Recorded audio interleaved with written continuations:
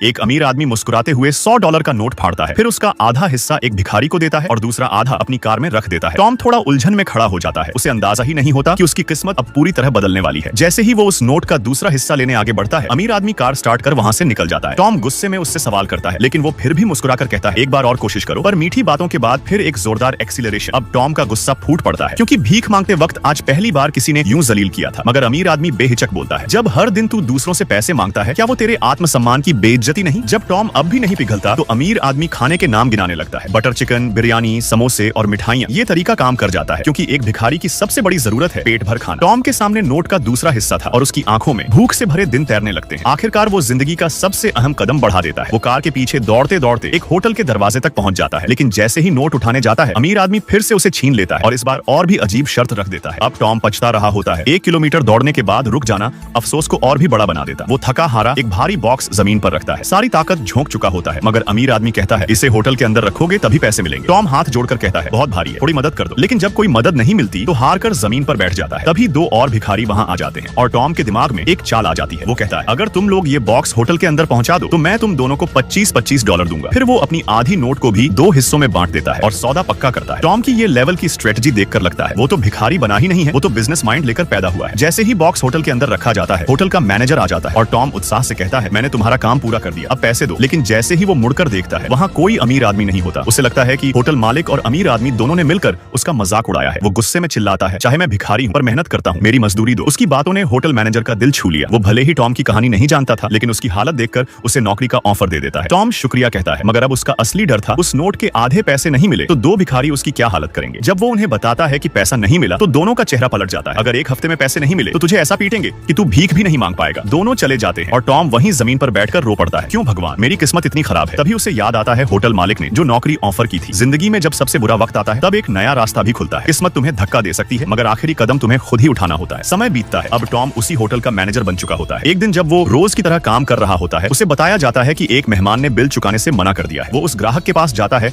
और जब उसका बटुआ खोलता है तो उसे वही आधा डॉलर नोट दिखाई देता है। टॉम अपनी जेब से सालों पुराना आधा नोट निकालता है। दोनों हिस्से बिल्कुल परफेक्ट तरीके से मिल जाते हैं। सामने बैठा व्यक्ति और कोई नहीं, वही अमीर आदमी था। उसने टॉम की तरक्की देखकर मुस्कुराते हुए कहा, जब पूरी दुनिया तुझे पैसा दे रही थी, मैंने तुझे आत्मसम्मान देना चाहा। पैसा देना आसान होता है, लेकिन किसी को मेहनत की आदत देना वो असली मदद होती है। टॉम भावुक होकर उसका धन्यवाद करता है। फिर अमीर आदमी मुस्कुराकर कहता है, अब जरा खाना तो परोस दे। टॉम हंसते हुए मुड़ता है, लेकिन जब दोबारा पलटकर देखता है, वहाँ कोई नहीं होता। वो अमीर आदमी हकीकत था या सपना, अब इससे फर्क नहीं पड़ता। असल जिंदगी में हम सब किस्मत का इंतजार करते हैं, लेकिन जब तक हम खुद अपने कंफर्ट जोन से बाहर नहीं निकलते, हम असली बदलाव कभी नहीं ला सकते।